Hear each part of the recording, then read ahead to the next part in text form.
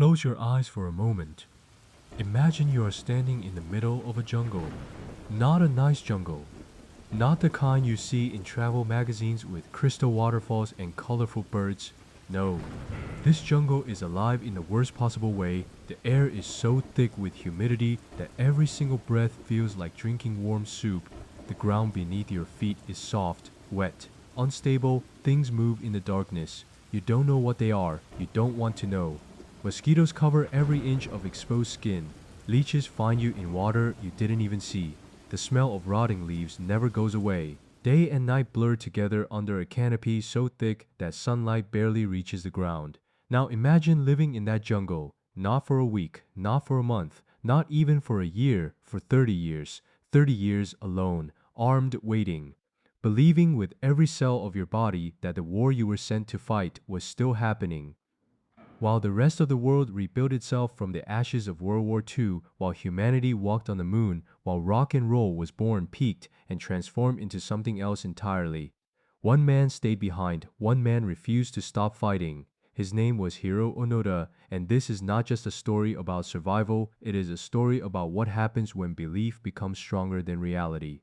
When loyalty becomes a prison, when the mission becomes the only thing keeping you alive, and it is one of the most haunting true stories in all of human history. Stay with me, because this is going to be a long journey, and every detail matters before we go to the jungle, before we talk about gunfights in the darkness, before we talk about a man who refused to believe the world had moved on. We need to talk about the world that created him. Because without understanding Japan in the 1920s, 20s, and 1930s, you will never truly understand Hiro Onoda. He was born on March 19, 1922, in the small town of Kamikawa in the Wakayama Prefecture of Japan. To be born in Japan in 1922 was to be born into a very specific kind of reality, a reality that was unlike almost anything else on earth at that time. Japan was not just a country, Japan was an empire. And empires do not raise children the same way other nations do. From the earliest age, Japanese children were taught one foundational truth above all others. The emperor was divine, not just a king, not just a political leader. Divine, a living god walking among men, a direct descendant of the sun goddess Amaterasu herself. This was not metaphor. This was not symbolic language. This was what people genuinely believed, what they were taught in schools, what was embedded into the national religion. What shaped every law, every tradition, every expectation to serve the emperor? To serve the emperor was to serve the divine. To die for the emperor was the highest possible honor. To surrender, to fail, to show weakness that was not just embarrassing. It was a moral catastrophe, a spiritual failure, a stain on your family that could never be fully washed away. Imagine growing up with that wired into your brain from birth. Every story told in school, every song sung at assembly, every lesson about history, all of it pointed in one direction. Sacrifice is noble, obedience is virtue. Death before dishonor. Now take that foundational programming and combine it with the massive political instability that was sweeping Japan in the 1930s. Military leaders were gaining power, extreme nationalism was rising, Japan was expanding aggressively into China and Southeast Asia. War was not a distant possibility. War was becoming the national project by the time Hiro Onoda was a teenager. Japan was already at war with China. By the time he was a young man, Japan would attack Pearl Harbor and drag the entire Pacific into a devastating global conflict. This was the world he grew up in. And here is something important to understand. Hiro Onoda was not a violent person by nature. He was not reckless, he was not impulsive, he was not someone who simply loved fighting. By many accounts, he was intelligent, disciplined, thoughtful, calm under pressure, a natural leader. He was exactly the kind of person the Japanese military wanted to shape, and shape him they did.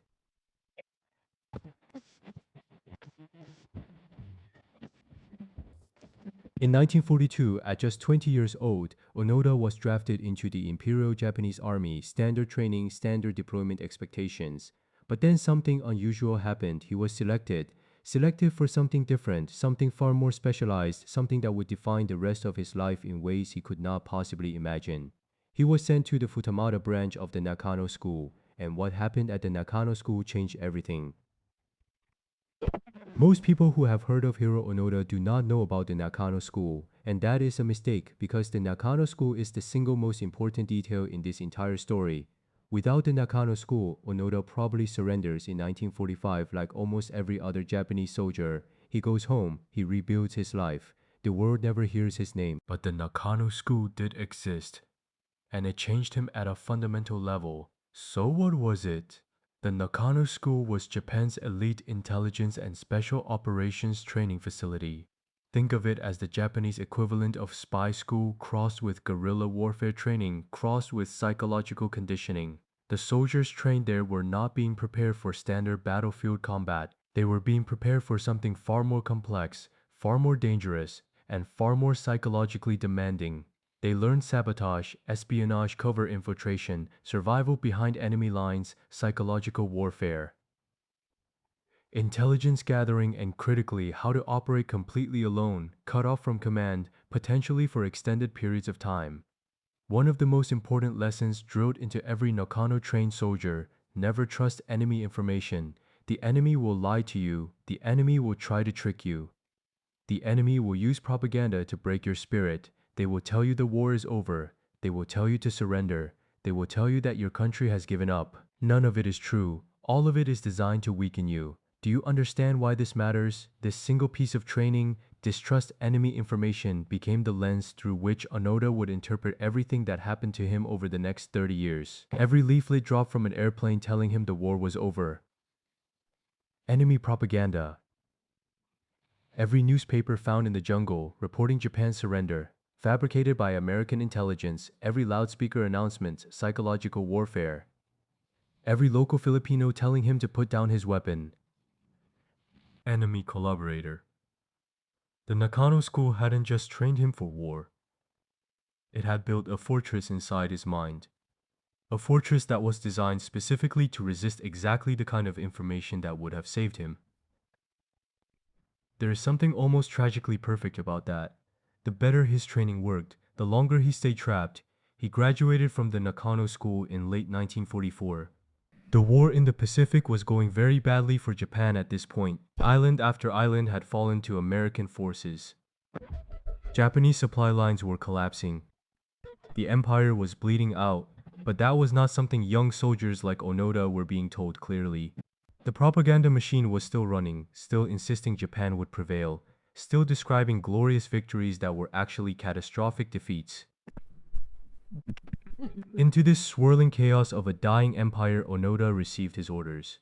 He was 22 years old. He was going to the Philippines. He was going to a small island called Lubang, and before he left, his commanding officer, Major Yoshimi Taniguchi, gave him a final directive that would echo through 30 years of jungle darkness.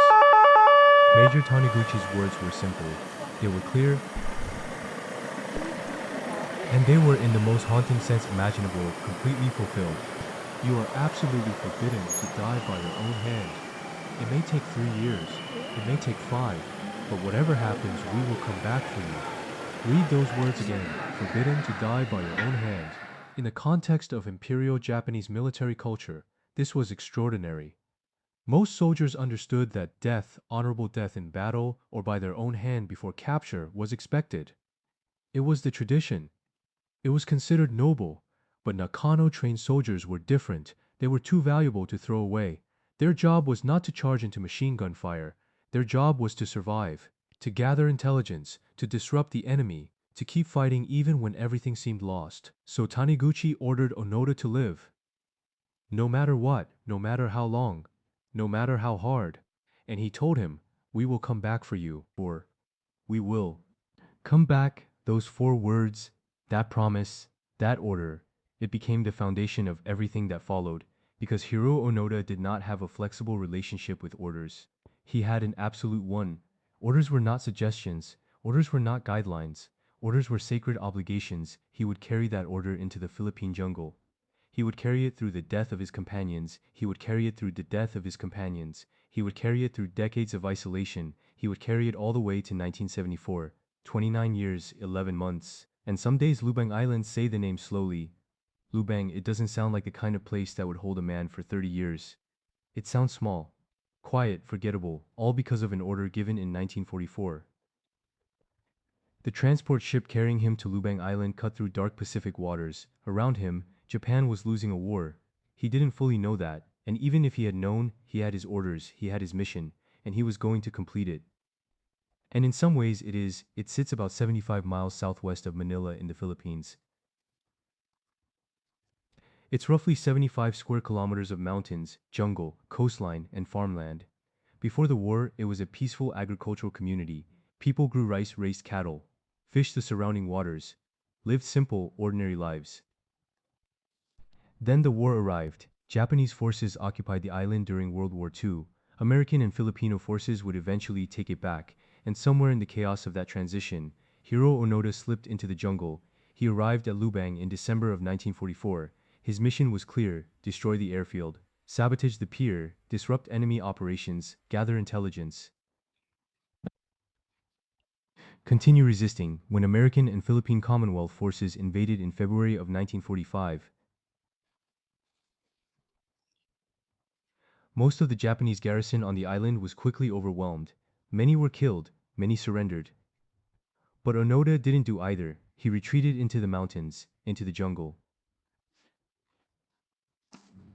With three other soldiers, Private Yuichi Okatsu, Corporal Shoichi Shimada, Private First Class Kinshichi Kozuka, 4 men, armed hidden. And then he did what the Nakano school had taught him to do. He analyzed it for signs of deception.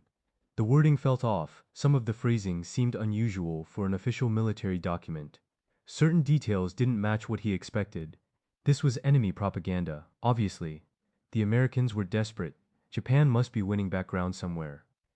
This was a psychological operation designed to demoralize holdout troops, he told his companions.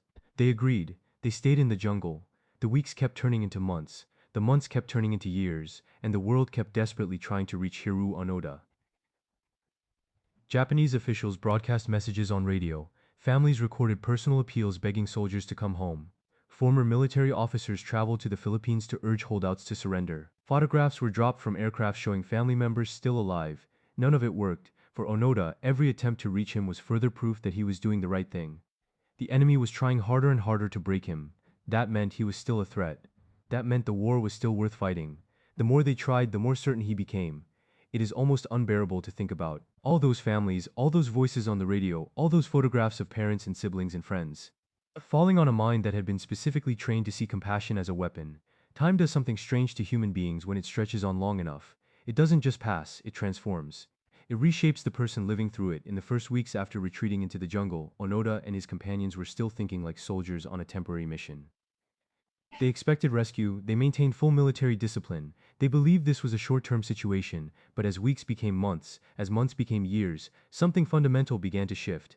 The jungle was no longer a hiding place, it was becoming home. They learned its rhythms, the wet season and the dry season, which plants were edible, which streams were safe to drink from, which mountain paths gave the best visibility, where Filipino farmers kept their rice, how to move through dense undergrowth without making a sound. Their daily existence was physically brutal but strangely structured.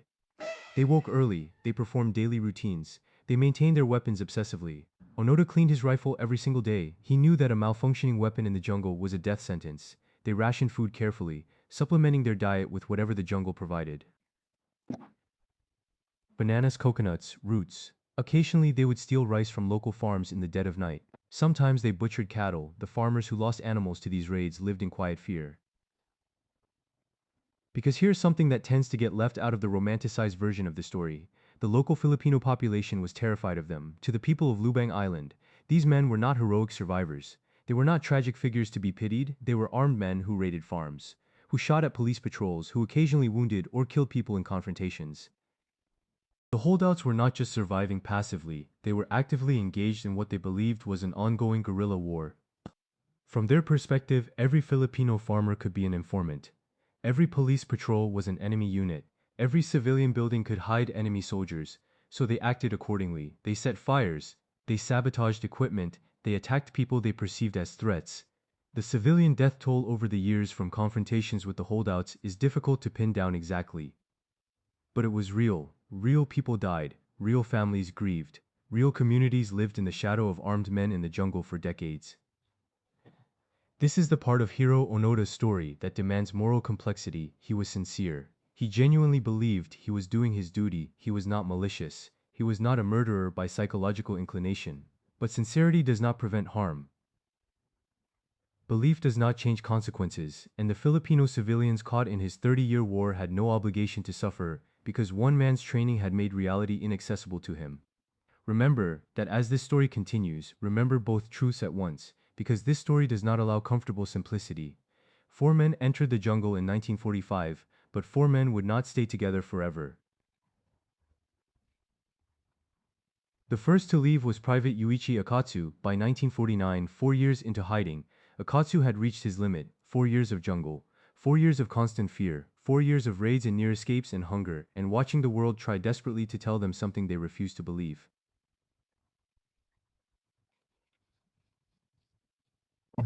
Okatsu made a decision in September 1949. He slipped away from the group alone. He survived on his own in the jungle for 6 months. And then, in 1950, he surrendered to Filipino forces. When news of his surrender reached Onoda, the reaction was telling. He did not grieve. He did not wonder if Okatsu had been right. He did not allow a single crack of doubt to form. Instead, he concluded that Okatsu had been captured, or that he had broken under psychological pressure from the enemy, or that he was weak. Either way, Okatsu's exit confirmed something for Onoda. The enemy was getting desperate. They were picking off the weakest links. 3 men remained. For the next several years, the 3 survivors maintained their mission. They moved constantly. They never slept in the same location for too long. They rotated their camps through the mountains. They watched Filipino military and police activity carefully. Then, in May of 1954, tragedy struck. Corporal Shoichi Shimada was shot. A chance encounter with a search party on the beach. A firefight. And Shimada fell. He died from his wounds. He had spent 9 years in the jungle. 9 years of loyalty to a war that had ended before he had even fully begun fighting it. He would never go home. He would never see his family again. He died on a beach on Lubang Island in 1954. 9 years after the world had moved on without him. Now there were 2. Onoda and Kazuka. For the next 18 years they were each other's only human contact. Think about what that means, 18 years. 2 people, in a jungle, with no one else. They talked, they argued probably, they maintained routines together, they reinforced each other's beliefs, they kept each other alive both physically and psychologically. And in the absence of any other human perspective, their shared reality became the only reality. When 2 people believe the same impossible thing, it stops feeling impossible. Then October 1972 arrived. Kazuka was ambushed by Filipino police during a rice raiding operation. He was shot and killed. He had spent 27 years in the jungle, 27 years. He was 51 years old when he died. Now Hiru Onoda was alone, completely, utterly, alone, no companions, no conversations, no shared meals, no one to reinforce the mission, no one to keep doubt at bay through the simple act of another human voice agreeing with you. Just the jungle, just the rifle, just the mission, and somewhere deep in whatever passed for his interior life at that point, just the echo of Major Taniguchi's voice, "We will come back for you." Let's stop here for a moment because I want you to truly try to understand what Hiru Onoda was experiencing in the years after Kazuka's death. We live in an age of unprecedented connection. Most of us carry a device in our pocket that gives us instant access to millions of people. We can talk to anyone, anywhere, at any time. We can watch movies, listen to music, read books, play games, scroll through images of other people's lives, even when we feel lonely. Even when we are at our most isolated, we have access to a vast web of human connection just a tap away. Now remove all of that. Remove the phone, remove the internet, remove the television, remove the radio, remove the books, remove the music. Now remove the people, remove your family, remove your friends, remove your neighbors, remove the stranger who nods at you in the street. Remove the cashier who makes small talk at the checkout. Remove every single human voice from your daily life. Now put yourself in a jungle, hot, wet, loud with animal sounds, silent of human ones, and tell yourself, you must stay here, you must keep fighting. No matter what. For years, psychologists who study extreme isolation describe what happens to the human mind when it is deprived of social contact for extended periods. The brain, which evolved specifically for social connection, begins to malfunction. People experience hallucinations, severe depression, cognitive deterioration, a collapse of the boundary between self and environment, In extreme cases, people literally lose the ability to distinguish between their own thoughts and external reality. And yet, Hiro Onoda did not break, he did not surrender. He did not collapse, he did not wander out of the jungle in a state of psychological dissolution. He continued. Day after day, week after week, month after month, year after year, he maintained his rifle, he maintained his routines, he maintained his mission. How does a human being do that? Part of it was almost certainly his training. The Nakano school had prepared him for exactly this kind of prolonged, isolated endurance. He had been given psychological tools to maintain discipline and purpose, even in the most extreme circumstances. But part of it was something deeper, something more fundamental to how human beings work. He had meaning, his life had a purpose, his suffering had a reason. Every hardship, every danger, every lonely day, all of it was in service of something larger than himself. The mission, the emperor, Japan, as long as he had that, he could endure.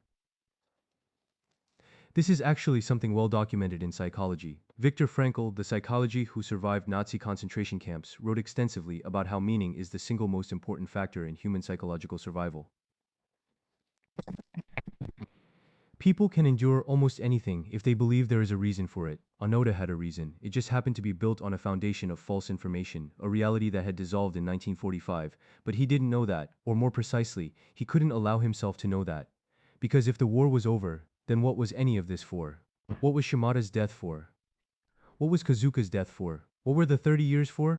The human mind has enormous difficulty accepting that suffering was meaningless.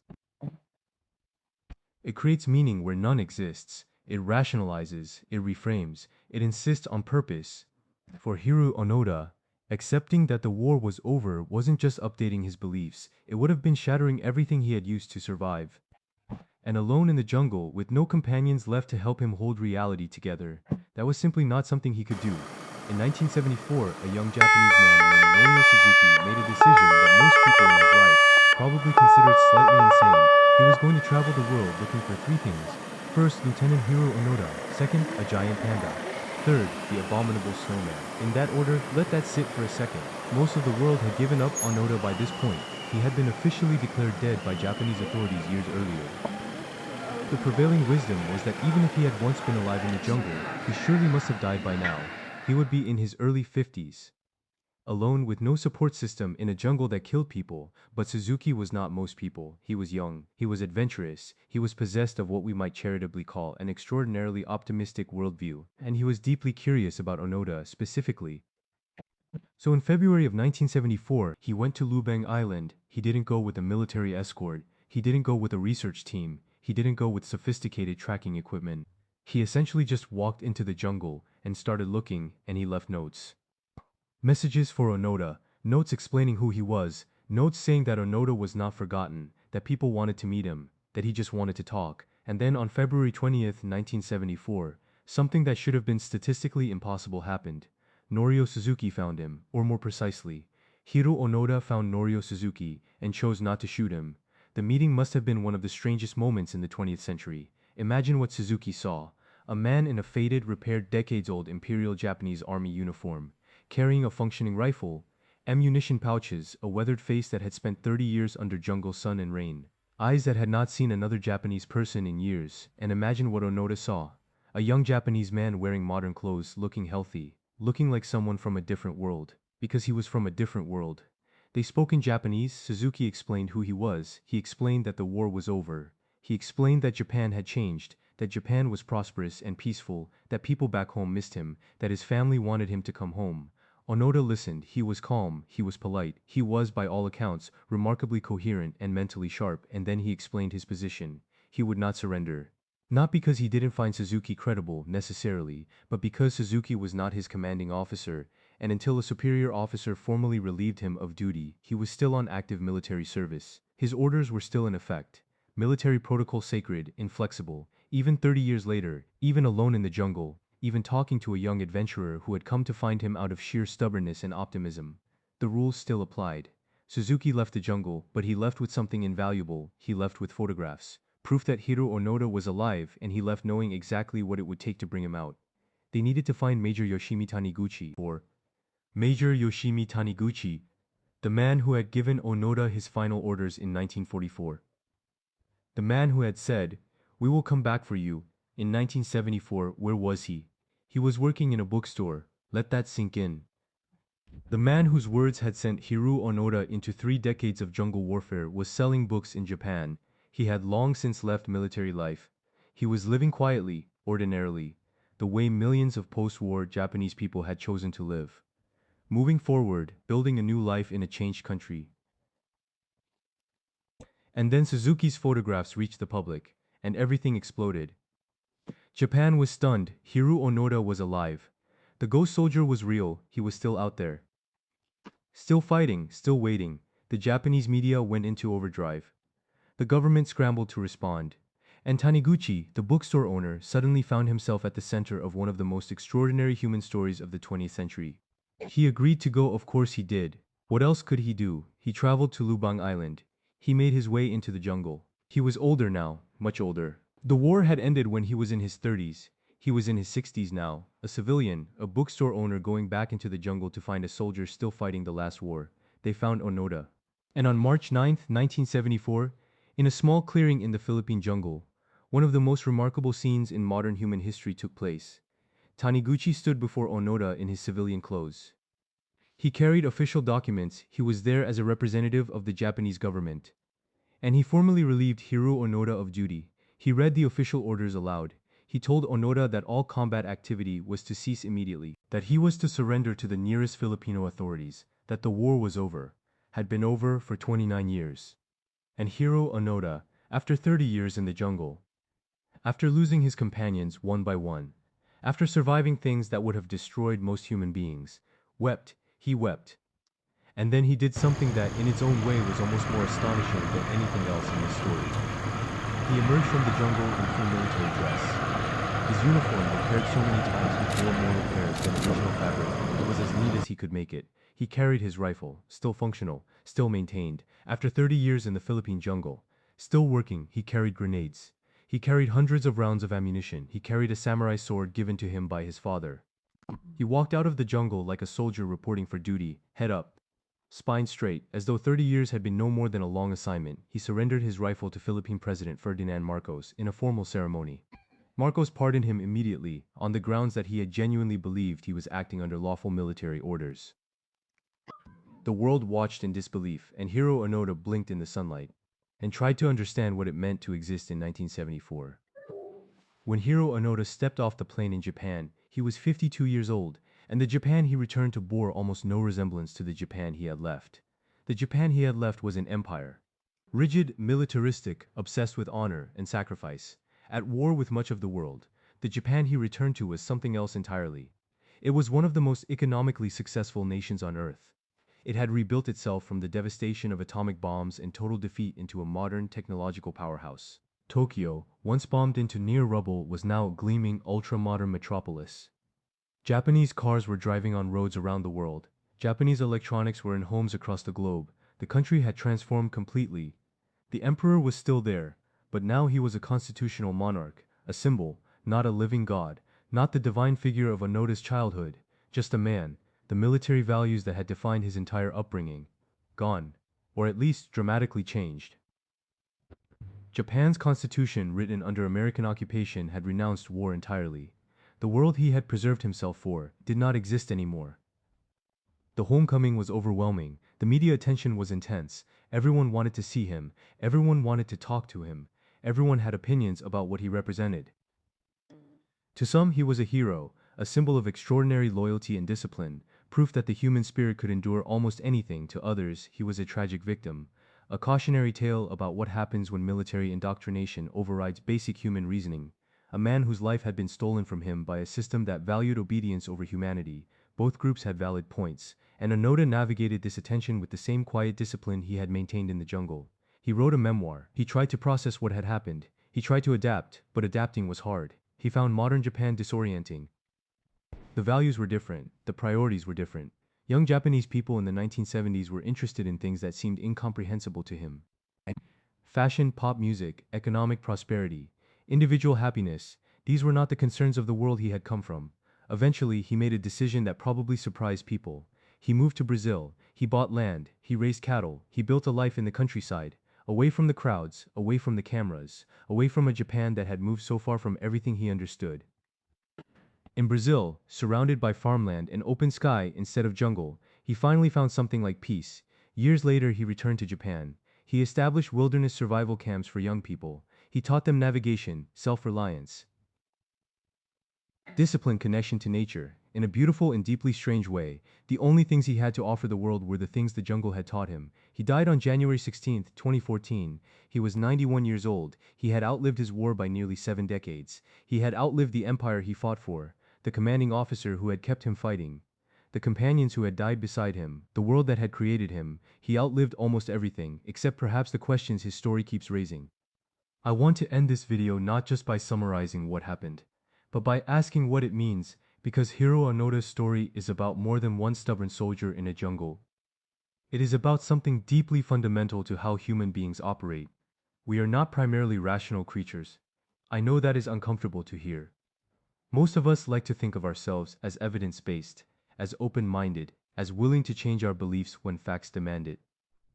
But the research on human cognition tells a different story. We are belief-first creatures. We form beliefs based on identity, community, emotion, and experience. And then we filter incoming information through those beliefs. Evidence that confirms what we already think feels true. Evidence that contradicts what we already think feels suspicious. This is not a bug in human nature. It is a feature. It evolved because in a world without scientific instruments or databases, consistency of belief was often more useful than flexibility. A person who changed their mind every time they encountered new information would be paralyzed. A person who stayed committed to a plan could actually execute it. But that same feature can become catastrophic when the plan itself is wrong.